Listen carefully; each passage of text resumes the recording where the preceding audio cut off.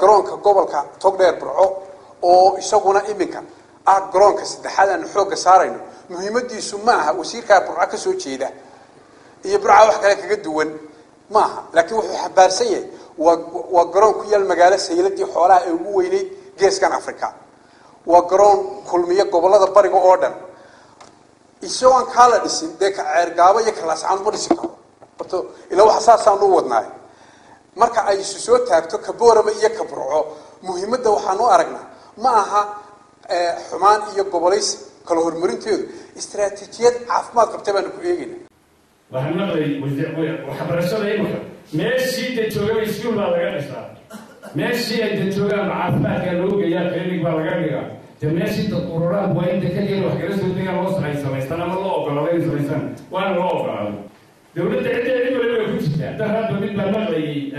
dekada airportooyinka ka shaqeeyo saddex dekedood baa mudan